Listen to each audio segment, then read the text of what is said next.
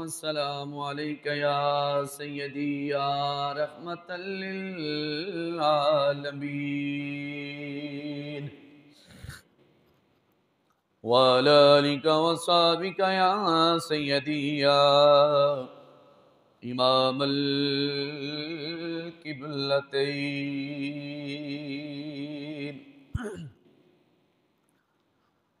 है रसूले अमी ख़ातमुल मुरसलीन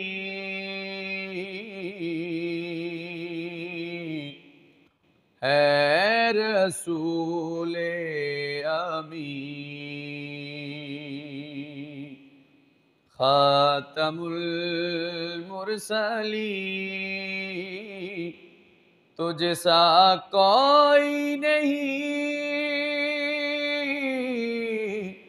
तुझसा कोई नहीं है अक़ीदा-ए अपना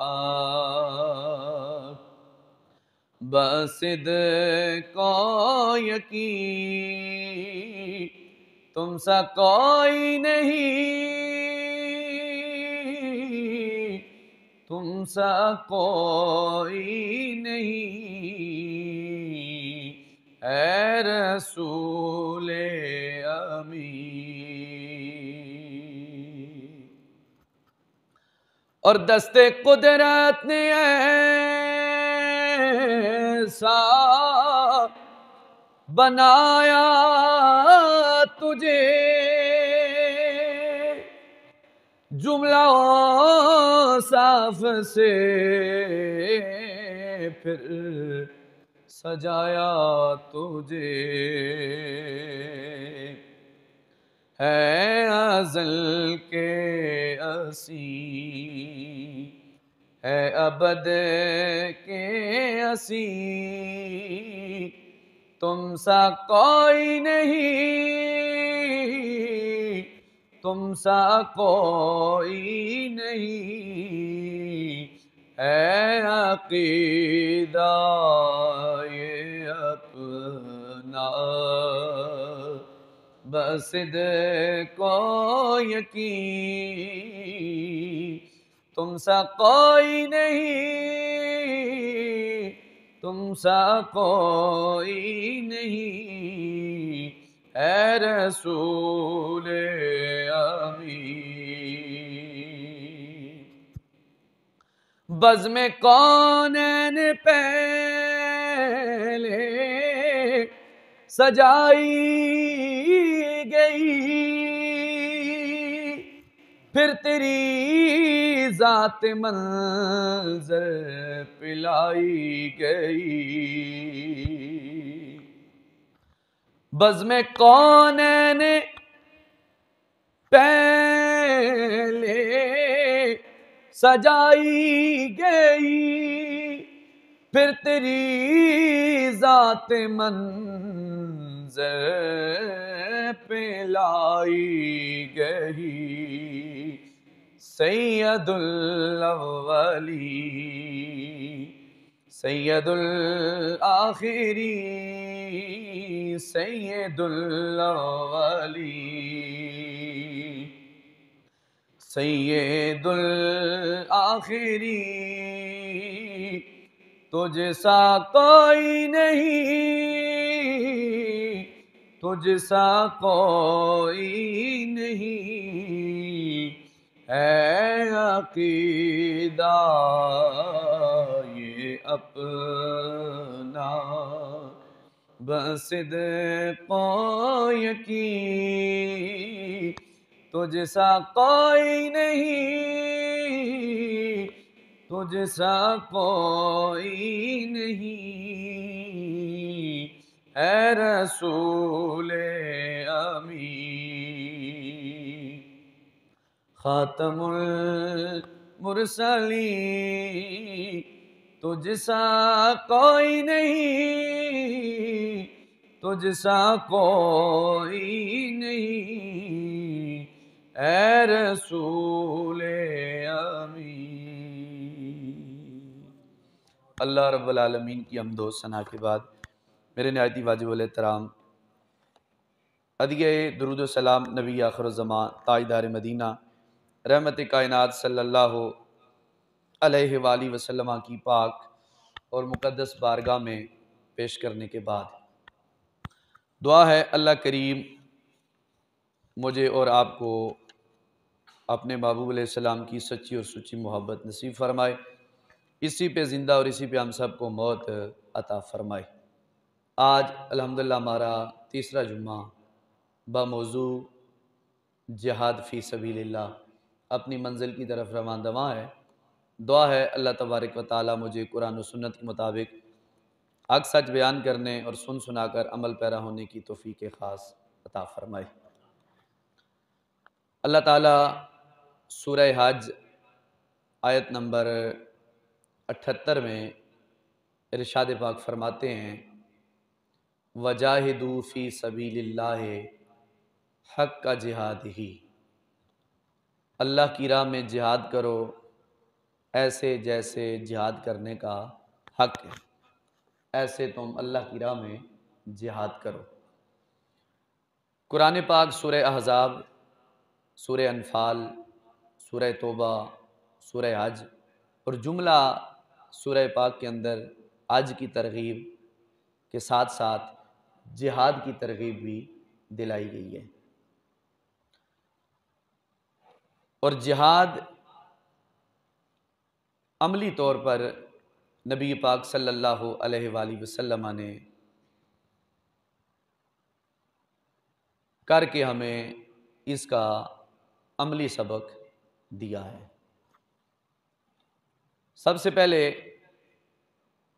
जिहाद का माना करते हैं, फिर उसकी अक़साम बयान करते हैं, फिर उसका नाफिज़ुल अमल होना बयान करेंगे। जिहाद का माना है कोशिश करना, और शरई माना यह है कि इलाहे कलिमतुल हक को बुलंद करने के लिए अपनी जान का, अपने माल का, अपनी औलाद का, अपनी ताकत का, अपने हाथों का, हत्ता कि अपनी ज़ुबान का पूरी वुसअत से काफिरों के लिए इस्तेमाल करना, ये जिहाद कहलाता है। यानी आपने जिहाद के मैदान में ज़रूरत पड़ी तो माल पेश करना है, ज़रूरत पड़ी तो औलाद पेश करनी है, ज़रूरत पड़ी तो अपनी जान पेश करनी है, और अगर जान देने से पहले ज़रूरत पड़ी हाथों की तलवार पकड़कर, बंदूक पकड़कर, ज़रूरत पड़ी ज़ुबान की यानी ज़ुबान से तबलीग इस्लाम करने की, इलाहे कलिमतों का हक बुलंद करने की, तो आपने पीछे नहीं होना। कुफ़ार के खिलाफ मैदान अमल में जिहाद करना, इसे शरई एतबार से आलम इस्लाम के उलमा जिहाद कहते हैं। और अल्लामा कसानी रहमतुल्लाह ताला अलैह हनफी आप लिखते हैं, जिहाद ये है कि बंदा अपनी पूरी कोशिश के साथ अपने माल, जान, आल, औलाद, ताकत के साथ कुफ़ार का मुकाबला करे। अल्लामा हजर अस्कलानी शाफी फरमाते हैं, कुफ़ार के साथ पूरी ताकत के साथ मैदान अमल में उतरना जिहाद कहलाता है। अल्लामा वश्तानी उबई मालिकी फरमाते हैं, दीन की सरबुलंदी के लिए गैर जिम्मी काफिरों से मैदान लगाना, मैदान में उतरना जिहाद कहलाता है। और अल्लामा बहूती हम्बली फरमाते हैं, बिलखुसूस कुफार से किताल करना यह जिहाद कहलाता है। यानी मैंने आपके सामने 4 कौल रखे हैं। इमाम कासानी रहमतुल्लाह ताला अलैह हनफी हैं, इमाम शाफी के मानने वाले शाफी हज़रात का रखा, मालकियों का रखा और हम्बलियों का रखा। यानी हनफी, शाफी, मालकी, हम्बली चारों आइमाए बरहक ये कहते हैं कि कुफार के साथ जिहाद करना ऐन इबादत है, और जब वक्त मिल जाए, मौका मिले तो उतरना ही बहादुरी है और हुजूर के गुलामों में शामिल होने का अजीम नाम है। अब 4 कौल मैंने अब आपके सामने पेश किए। जंग से पहले अगर किसी कौम से आप जंग करते हैं, जाहिरी बात है जंग आप कुफार से करेंगे, यहूदो नसारा से करेंगे। अब देखो हमारी शरीयत कितनी साफ सुथरी शरीयत है, जिसने काफिर के साथ लड़ने से पहले भी हमें आगाह किया, यहूदो नसारा के साथ लड़ने से पहले भी हमें आगाह किया। फरमाया अगर तुम्हारा जिहाद का इरादा है काफिरों से तो 2 चीजों की उन्हें तुम दावत दो। बात समझ रहे हैं ना? काफिरों से अगर आप लड़ रहे हैं, मुशरिकीन से, तो 2 चीजों की आप उन्हें दावत दो। नंबर 1, इस्लाम ले आओ। अगर इनकार करें तो उन्हें कहो मैदान जिहाद लगाओ। यह इस्लाम का उसूल कानून बता रहा हूं, वैसे ही जंग नहीं छेड़नी आपने। कुफार मुशरिकीन से कहो कलमा पढ़ो मुसलमान हो जाओ, अगर वो कहें नहीं या अपनी जोरत ताकत दिखाने की कोशिश करें तो उन्हें फिर इस्लाम कहता है दूसरा हुक्म यह दो कि मैदान जिहाद लगाओ, मैदान का, जंग का मैदान लगाओ। अब दूसरा उसलूब, यह तो मुशरिकीन के हक में है। हमारी शरीयत यह कहती है कि अगर तुम्हारा वास्ता अहले किताब से हो, अहले किताब तौरात वालों से, इंजील वालों से, यहूदो नसारा से हो, तो उनके सामने लड़ाई से पहले 3 चीजें रखो। मुशरिकीन के सामने 2 चीजें, इस्लाम ले आओ, बंदे के बच्चे बन जाओ, नहीं तो फिर मैदान लगाओ। अहले किताब यहूदो नसारा के सामने जिहाद कालम बुलंद करने से पहले 3 चीजें रखो। नंबर 1, इस्लाम ले आओ। ना माने तो उन्हें कहो फिर तुम्हें जिजिया देना पड़ेगा, टैक्स। अगर टैक्स देने पे भी राजी ना हो तो तीसरी शर्त यह है, फिर उन्हें भी कहो मैदान लगाओ जंग के लिए। अब आप फर्क समझें, मुशरिकीन काफिर हैं, यहूदो नसारा हैं तो आले किताब, लेकिन इनके भी कुफरिया कायद हैं बाज के, जो तौरात को इन्होंने बदल दिया, ज़बूर और इंजील वगैरह को। लेकिन शरीयत हमारी कहती है मुशरिकीन के लिए 2 पहलू रखो, या इन्हें मुसलमान होने का कहो या जंग का मैदान लगाओ। अहले किताब के बारे में कहा मुसलमान हो जाओ, जिजिया दो या जंग लगाओ। तो उलमा ने यह एतराज किया कि यहूदो नसारा भी हमारे नबी को नहीं मानते, काफिर भी नहीं मानते, तो यहूदो नसारा के लिए अगर जंग ही करनी है तो फिर दूसरी शर्त जो रखी है जिजिये की, ये क्यों रखी है? उसका बड़ा खूबसूरत जवाब उलमा ने दिया है। वो इसलिए कहा जो मुशरिकीन है ये तो है ही पक्के काफिर, ये अल्लाह की जात के भी मुनकर हैं, मुस्तफा करीम अलैहिस्सलाम की जात के भी मुनकर हैं, लेकिन यहूद और नसारा अल्लाह की जात के मुनकर नहीं, अल्लाह की जात को मानते हैं, उलूहियत को मानते हैं, रिसालत को मानते हैं, कयामत के दिन पर यकीन ईमान रखते हैं, जज़ा और सजा को मानते हैं, लेकिन हमारे नबी को नहीं मानते।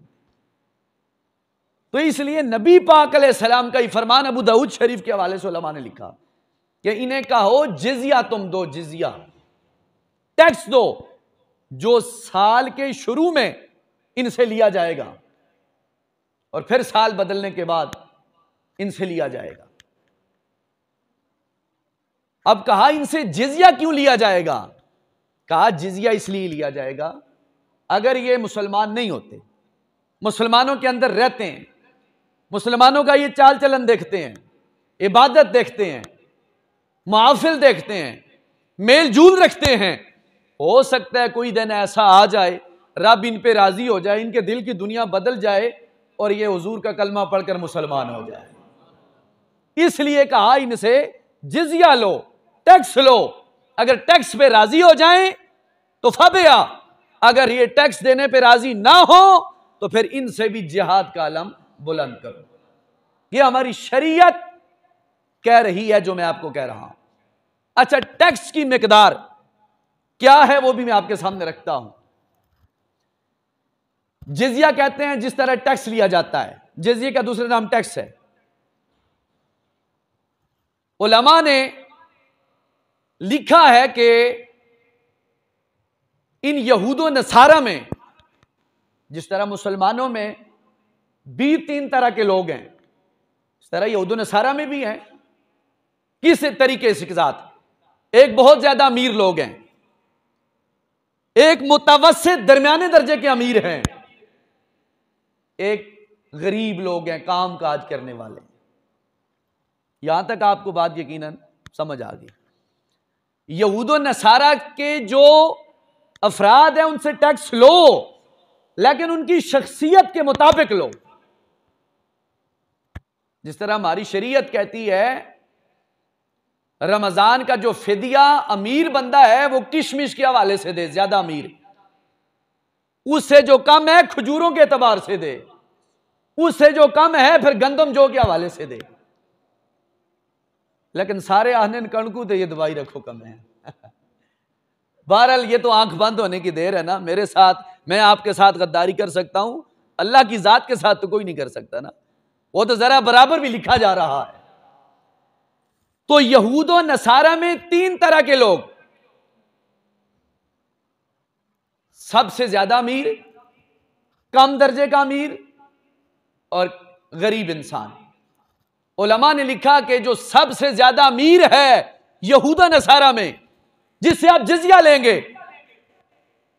उसकी मिकदार यह है कि 48 दिरहम चांदी के सालाना यहूद नसारा के अमीर तरीन आदमी से आप लेंगे, 48 दिरहम चांदी के। और जो दरमियाने दर्जे के यहूद नसारा हैं उनसे 24 दिरहम चांदी के आप उनसे जिजिये की शक्ल में लेंगे। इस्लामी ममलुकात का सरबराह ये उनसे लेगा अपने मुल्क में रहने की वजह से और अमन पाने की वजह से। और नंबर 3, जो गरीब और काम काज करने वाले यहूद नसारा हैं, गरीब तबके के हैं, जिनका काम काज पे गुजारा है, उनके लिए लिखा कि वो 12 दिरहम चांदी के सालाना देंगे। और एक और कौल मैंने पढ़ा, उसमें लिखा गया है कि 10 दिरहम चांदी के गरीब आम बंदा यहूद नसारा का इस्लामी ममलुकात में रहते हुए सालाना देगा और अपनी हिफाजत के साथ जिंदगी गुजारेगा। टैक्स को फार से लेने चाहिए थे, यहूद नसारा से लेने चाहिए थे, जिजिया उनसे लेना चाहिए था, हमारे हुक्मरान मुसलमानों से ले रहे हैं। अब यहां ये जब बात मैंने पढ़ी तो मेरे दिल में, जहन में फौरन ख्याल पैदा हुआ कि शरीयत का हुक्म है टैक्स यहूद नसारा से लो, या वो लोग जिनसे तुम्हें ईमान जान का खतरा हो वो भी गैर मजहब हो उनसे लो। अपने मुसलमानों का तस्वर नहीं है। हाँ, हजरत उमर रज़ी अल्लाह तआला अन्हु का जो कानून है, ला है, उसकी चंद शिकें हैं, वो भी इस सूरत में कि टैक्स लिया जाए और इन्हें ही जब कोई मजबूरी पड़े, बीमारी, गमी, खुशी हो तो उन पर लगाना भी पड़े। हमारे टैक्स लेते तो हैं, देते नहीं है। तो शरीयत ने कहा यहूद नसारा से जो पहले दर्जे का अमीर तरीन आदमी है उससे 48 दिरहम चांदी के, जो दरमियाने दर्जे का बंदा है उससे 24 दिरहम, और जो उससे कम दर्जे का आदमी है उससे 12 या 10 दिरहम आप वसूल करें। अब जिहाद का मैदान लगाने से पहले ये चीजें आपने आगाह करनी है यहूद व नसारा को, कुफार और मुशरिकीन को। एक रिवायत में यह भी है कि मुशरिकीन के सामने भी तुम जिजिये का मुतालबा करो, यह भी रिवायत मैंने पढ़ी है। बहरहाल तवज्जो चाहूंगा, नबी पाक रहमत कौनैन सल्लल्लाहु अलैहि वसल्लम की किस किस बात का तज़किरा किया जाए। हुज़ूर नबी रहमत सल्लल्लाहु ताला अलैहि वसल्लम ने अपनों को भी बेगानों को भी दीन इस्लाम की तरबियत दी, अदब के तौर पर सिखाई, जिसके चंद पहलू इमामुल अंबिया ताजदार मदीना सल्लल्लाहु ताला अलैहि वसल्लम ने अमली तौर पर जाहिर किए हैं। नबी पाक रहमत कौनैन सल्लल्लाहु अलैहि वसल्लम का दरबार गोहबार लगा है। आका करीम सल्लल्लाहु अलैहि वसल्लम की बारगाह में नजद के सरदारों में से एक सरदार जिसका नाम है आमिर बिन मालिक। क्या नाम है जी? आमिर बिन मालिक।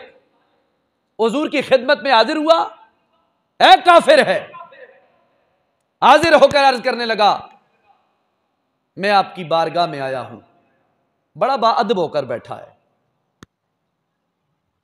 महबूब कायनात सल्लल्लाहु ताला अलैहि वसल्लम की बारगाह के अंदर कबीला नजद का एक शख्स अबू आमिर बिन मालिक सरकारे दो जहां सल्लल्लाहु अलैहि वसल्लम की बारगाह खास में हाजिर हुआ। हाजिर होकर अर्ज करने लगा, मैं बड़े दूर से आपकी बारगाह में आया हूं।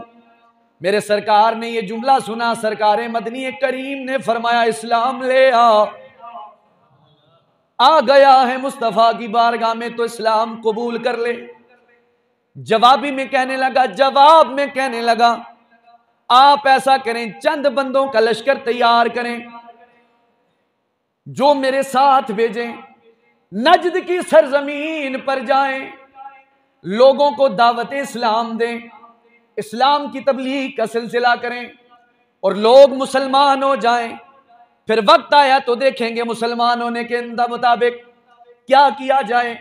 मेरे आका कौनैन सल्लल्लाहु अलैहि वसल्लम ने कुर्बान हुजूर की जात पर, मेरे तुम्हारे आका करीम ने फरमाया मैं मुतमईन नहीं हूं अपने साहबा का लश्कर भेजने के लिए तेरे साथ, क्योंकि तू मुसलमान भी नहीं है और जिस चीज के बारे में तू मुझसे ये मुतालबा कर रहा है कि मेरे साथ साहबा का लश्कर भेजा जाए, मेरे आका करीम ने फरमाया मैं राजी नहीं हूं, इस बात पर मुतमन नहीं हूं कि मेरे साहबा बाखरियत वापस आ जाएं।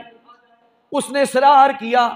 आमिर बिन मालिक ने अर्ज करने लगा मैं अमान देता हूं, मेरा आपसे वादा है, आप सहाबा की जमात तैयार करें, हमारे साथ भेजें, कुर्बान नबी पाक अलैहि सलाम की जाते पाक पर मेरे और तुम्हारे लजपाल आका ने 70 सहाबा किराम की जमात को मुख्तस किया।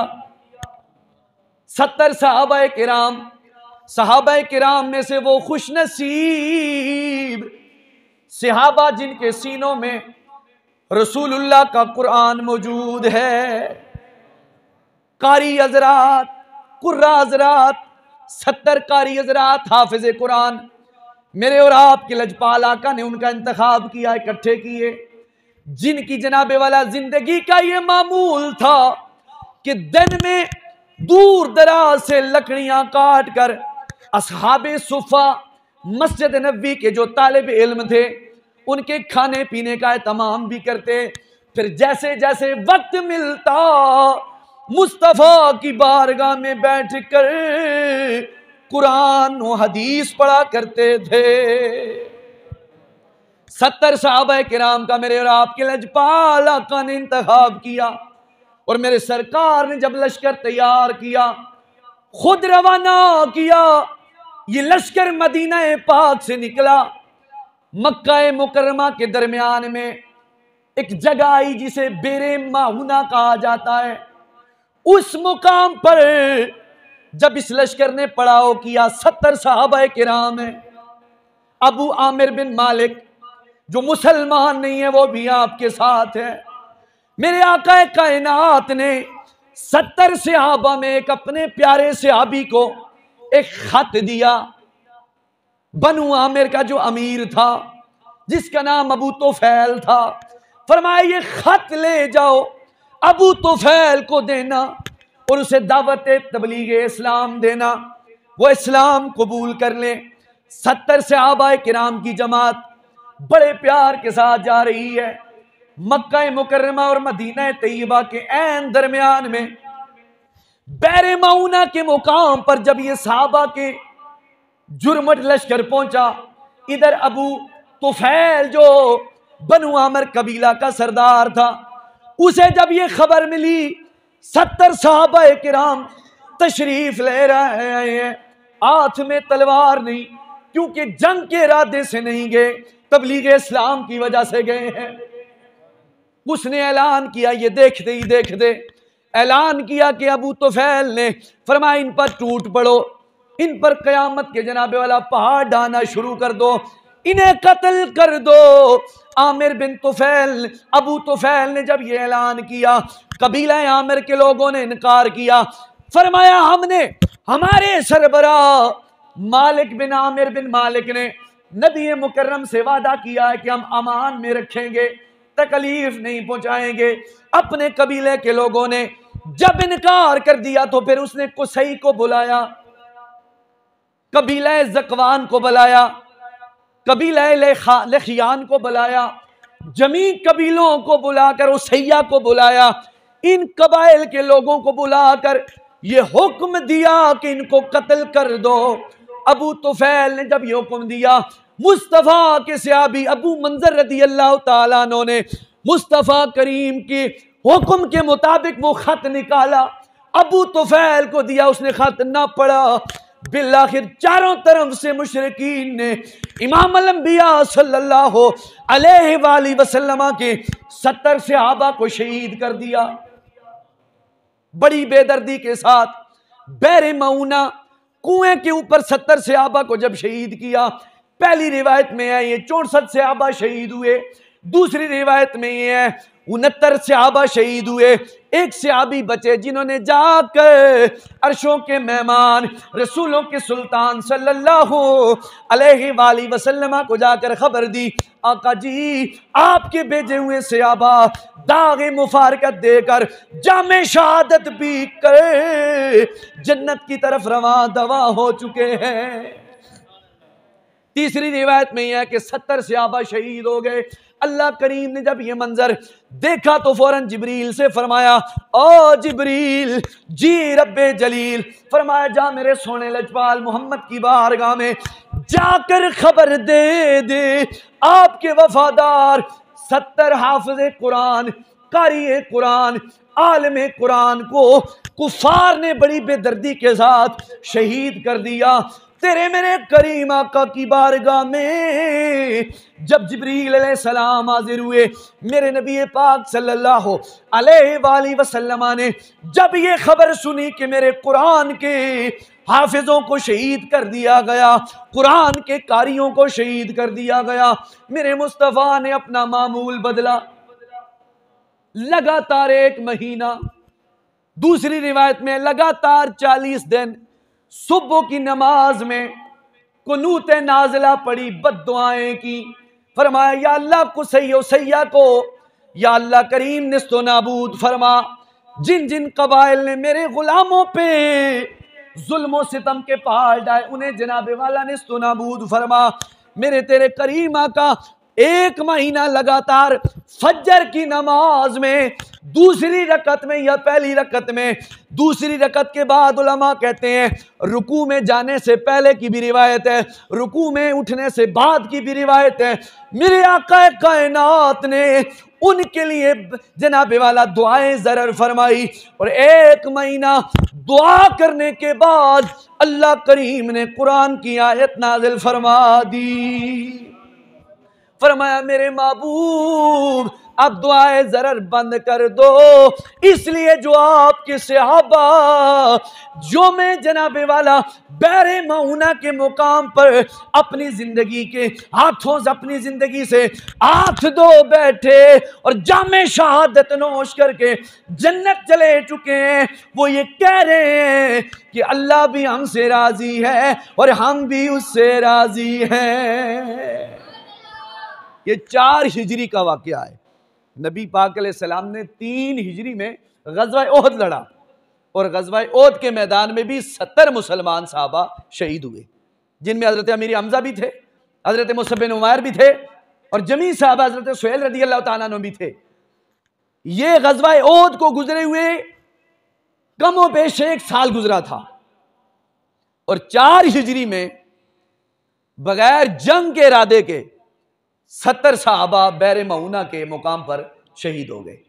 नबी पाक अलैहिस्सलाम की परेशानी के हवाले से हुजूर के गुलाम उलमा लिखते हैं, हुजूर को नबी पाक अलैहिस्सलाम से को इससे ज्यादा परेशानी किसी मुकाम पर नहीं, इसलिए नबी पाक अलैहिस्सलाम ने 1 महीना नमाज में उनके लिए दुआए ज़रर की कि या अल्लाह इन्होंने ज्यादती की है, इन्होंने वादा खिलाफी की है, इन्होंने बुलाकर खुद शहीद किया है। तो नबी पाक सल्लल्लाहु अलैहि वसल्लम ने उनके लिए बद्दुआएं की, दुआए ज़रर की। उलमा लिखते हैं, मैं पढ़ रहा था शरह सही मुस्लिम के हवाले से, वो लिखते हैं कि नबी पाक अलैहिस्सलाम ने मुतअद्दिद मुकाम पर दुआए ज़रर की, यानी दुआए ज़रर का मतलब है नुकसानदेह दुआएं, बद्दुआएं जिन्हें हम कहते हैं तुम अपनी जुबान से ये ना कहो नबी पाक अलैहिस्सलाम ने बद्दुआ की, तुम अगर कहना चाहते हो तो कहो दुआए ज़रर की। क्या की? दुआए ज़रर की। क्यों? बद का मतलब है बुरा, तो नबी पाक अलैहिस्सलाम के अंदर कोई ऐब माशाल्लाह तो माज़अल्लाह तो ऐसा तो नहीं है ना, तो इसलिए कहा दुआए ज़रर कहा करो कि नबी पाक अलैहिस्सलाम ने उनके लिए दुआए ज़रर की। और फिर अल्लाह करीम ने मना कर दिया, महबूब बस ये मुझसे राजी है और मैं भी इनसे राजी हूं। और उलमा कहते हैं कि अल्लाह के नबी पाक अलैहिस्सलाम ने 1 महीना ये 40 दिन दुआएं करके बता दिया कि जब मौका मिले तलवार का तो तलवार भी लेनी पड़ती है, और जब दुआए ज़रर का मौका पड़े तो दुआए ज़रर भी करना पड़ती है। आज भी उलमा कहते हैं जब औखा वक्त उम्मत पे आ जाए, किसी वक्त भी आ जाए, तो वो कुनूत नाज़िला पढ़ें, फजर की नमाज में कुनूत नाज़िला पढ़ें। वो एक लंबी दुआ है जो मैं आपके सामने इस वक्त नहीं रख सकता, वक्त मुख्तसर है। तो कुनूत नाज़िला ये बैर मऊना के 70 सहाबा किराम थे जिनके बारे में नबी पाक अलैहिस्सलाम ने जनाबे वाला बड़ी परेशानी का इजहार किया और फरमाया इन्होंने ऐद शिकनी की है अहले ज़क़वान उसैया और लिखियान ने। इसलिए नबी पाक रहमत कौनैन सल्लल्लाहु अलैहि वसल्लम ने इरशाद फरमाया, अल्लाह ताला ने मुझे क़यामत तक तलवार के साथ मबहूस किया है। हुजूर ने क्या फरमाया? क़यामत तक अल्लाह ने मुझे तलवार के साथ मबहूस किया है। सुफियान बिन उयैना पता क्या कहते हैं? कहते हैं अल्लाह ने अपने नबी को 4 तलवारें दी हैं। शरह सही मुस्लिम के हवाले से, शायद सित्ता के हवाले से मैं बोल रहा हूं। आप कहते हैं अल्लाह ने अपने नबी को 4 तलवारें दी हैं। पहली तलवार इमामुल अंबिया सल्लल्लाहु अलैहि वसल्लम ने अपने हाथ में तलवार लेकर कुफ्फार मुशरिकीन बुत परस्तों का कला कमा किया। दूसरी तलवार अल्लाह ने अपने महबूब यारे गार साहिब मज़ार नबी मुकर्रम सल्लल्लाहु अलैहि वसल्लम के प्यारे सहाबी सुसर मुस्तफ़ा हजरत अबू बकर सिद्दीक को अता फरमाई है कि उन्होंने मुर्तदीन के खिलाफ जिहाद के मैदान में अलम बुलंद किया। तीसरी तलवार अल्लाह ने अपने नबी के जो अता की नबी को, वो जनाबे उमर फारूक की शक्ल में अता की कि उन्होंने मजूस के खिलाफ मैदान जिहाद लगाया और उन्हें नस्तो नाबूद किया।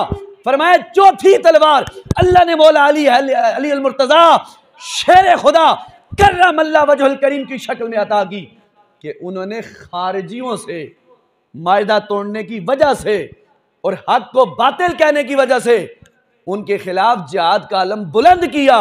फरमाया ये 4 तलवारें अल्लाह ने अपने नबी को अता फरमाई। एक तलवार अल्लाह ने अपने नबी के खुद हाथ में यानी कुफारो मुशरिकीन के खिलाफ दी, दूसरी अबू बकर सिद्दीक की शक्ल में दी, तीसरी उमर फारूक की शक्ल में, और चौथी हजरत मौला अली अल मुर्तजा हैदर करार की शक्ल में अता फरमाई। जिन्होंने रहती दुनिया तक पैगाम दिया है कि इस्लाम भी जिंदा है और जिहाद भी जिंदा है। तो इसलिए जिहाद की और भी काफ़ी गुफ्तगू है, मौजू काफ़ी लंबा है। तो अल्लाह करीम ने सूरह तौबा में फरमाया या अय्युहल्लज़ीना आमनू मा लकुम, ओ ईमान वाले तुम्हें क्या हो गया है। अल्लाह क्या फरमाते हैं, ईमान वालो तुम्हें क्या हो गया है। इज़ा क़ील लकुम इन्फिरू, जब तुमसे कहा जाए वो निकलो, बाहर निकलो फी सबीलिल्लाह, अल्लाह की राह में, तो तुम जमीन से चिमट जाते हो, डर जाते हो। यही है आज हाल हमारे इस्लामी ममलुकात के जो सरबराहान हैं उनका, सिवाय और डरने के या और कोई काम नहीं। अल्लाह ने कुरान में पहले 1400 साल बयान कर दिया, ईमान वालो जब तुम्हें कहा जाए इनफिरू निकलो, तो तुम जमीन से चिमट जाते हो, डर जाते हो, बुज़दिली करते हो। नबी पाक अलैहिस्सलाम के जो 70 सहाबा शहीद हुए ना, इनमें एक सहाबी हजरत अबू मंजर फरमाते हैं इन्हें पता था कि अब मैंने अपनी मौत से खेलना है, मौत को कबूल करना है। तो कहते हैं इन्हें सीना तान कर अपनी जुर्रत व बहादुरी के जोहर दिखाए, बिलाखिर शहीद हो गए। तो नबी पाक अलैहिस्सलाम को जब यह पता चला तो हुजूर मुस्कुरा कर कहने लगे उसने मौत से मुकाबला किया है, मौत हार गई है, मेरा गुलाम जीत चुका है। जैसे हजरत सैयदना आका अलैहिस्सलाम के प्यारे गुलाम ने हजरत सैयदना आका हजरत साद बिन मुआज को मुखातिब करके कहा था कि साद बिन मुआज मुझे ओहद के पहाड़ से खुशबू आ रही है जन्नत की। तो जिहाद हमेशा वो लोग करते हैं जिनके अंदर ईमान की रत्ती मौजूद होती है। सूरह तौबा, सूरह अहज़ाब, सूरह अनफाल, सूरह हज, जुमला कुरान की आयत में आज का जिक्र है। और नबी पाक अलैहिस्सलाम ने फरमाया अगर लोग जिहाद को, हमारी शरीयत के हवाले से मैं पढ़ रहा था, अभी मेरे हवाला मौजूद है, शरह सही मुस्लिम जिल्द नंबर 5 है, सफर नंबर 257 है। तबलीग दीन के लिए साल में एक मरतबा जंग करना वाजिब है। साल विच एक मरतबा इस्लाम के लिए जंग करना वाजिब है। ये तो सदियों बाद भी डरते हैं कि हम जंग मसले का हल नहीं है, जंग ही मसले का हल है। कुफार को अगर डराना है, धमकाना है, तो वो इलाहे कलिमतुल हक को बुलंद करना है, तो वो जिहाद ही है जिसके जरिए से कुफार डरते हैं और इस्लाम का आलम बुलंद होता है। गिरामिल का समीन व हाज़रीन नाज़रीन, नबी पाक अलैहिस्सलाम के सहाबा किराम ने हमें अमली तौर पर जिहाद की तरगीब दी, जो मैंने अब आपके सामने रखी। आखिर में कहने का मकसद यही है, एक जिहाद है तलवार से, एक जिहाद है जुबान से, एक जिहाद है अमल से, एक जिहाद है जान का नजराना देने से, एक जिहाद है माल का नजराना देने से। हम ना जान देने के काबिल हैं, जा नहीं सकते, इजाजत नहीं, ना माल बेचने के काबिल हैं, बेच नहीं सकते, कम अज कम उनके लिए दुआए ज़रर कर सकते हैं, मुजाहिदीन की हिफाजत की दुआ कर सकते हैं। कोई देखे ना देखे, कोई सुने ना सुने, हमारे किरामन कातिबीन ये लिख रहे हैं कि जब औखा वक्त था हुजूर के गुलामों पे, तो ये हुजूर के गुलाम सुन भी रहे थे, सुना भी रहे थे। इसलिए कम अज कम मोमिन, हुजूर ने फरमाया अगर परेशान हो तो मोमिन के गम में आपको भी परेशान होना चाहिए कि आज उन पे कयामत बरस रही है, कयामत बर्पा है, तो हम खुशियां नहीं बना सकते। इसलिए अब आपसे गुजारिश है, उन्हें आप अपनी दुआओं में याद रखें। जब जिहाद कुरान कहता है तुम जिहाद करो, वह हदीस कहती है तुम जिहाद करो, सिद्दीक़ अकबर कहते हैं जिहाद करो, फारूक आजम कहते हैं जिहाद करो, उस्मान गनी कहते हैं जिहाद करो, हैदर करार कहते हैं जिहाद करो, अब्दुल्ला बिन मसूद कहते हैं जिहाद करो, इमाम हसन कहते हैं जिहाद करो, इमाम हुसैन कहते हैं जिहाद करो, हजरत खुबैब कहते हैं जिहाद करो। जमी साहबा वाले बैत और आपके मानने वाले जब कहते हैं जिहाद करो, तो फिर हमें डरना किस बात से चाहिए। तो बहरहाल मैं कॉल पढ़ रहा था उलमा का, वो कहते हैं हमेशा आग से वो डरता है, बातिल से वो प्यार करता है जिसकी रगों में हराम चला गया। हराम खाने वाला बंदा फिर उसे तवज्जो नहीं होती कि मैं क्या कर रहा हूं क्या नहीं कर रहा। तो इसलिए हमारे हुक्मरान आजकल खामोश इसीलिए हैं, इल्ला माशाल्लाह अक्सरियत में वो यही मामला है कि अंदर कुछ ऐसा चला गया है कि हम इस्लाम का नाम लेने से भी डरते हैं। बहरहाल इज्जत इंसान को अल्लाह के महबूब अलैहिस्सलाम के गुलाम फरमाते हैं कि अगर आज भी तकदीर इलाही के नविश्ते भी वही हैं, मुसलमान अगर खड़ा हो जाए ना, तकदीर इलाही के नविश्ते भी वही हैं, अल्लाह भी वही, उसके फरिश्ते भी वही हैं, उतरेंगे मलाइक तेरी इमदाद को अब भी, गर ज़ात खुदा से तेरे रिश्ते भी वही है। ज़ात खुदा से रिश्ते अगर बरकरार हैं तो फिर जो रब बदर में फरिश्ते भेज सकता है, अल्लाह करीम आज भी भेजने पे कादिर है। वो तो जिंदा है, वो खई है, वो कय्यूम है। इसलिए अब आप जी वकार अल्लाह की बारगाह खास में दुआ है, अल्लाह ताला हमें इस्लाम के साथ वाबस्ता रखे। आखिर में ऐलान ये है कि माशाल्लाह आप अब भी ओले ओले ओली ओली स्लोली स्लोली आ रहे हो। आपको एक मुबारकबाद भी हो कि आपकी फसलें भी माशाल्लाह तैयार हैं। अल्लाह इनमें बरकतें भी अता फरमाए। और साथ ये भी जहन में याद रखें कि जो उशर है वो भी देना पड़ता है।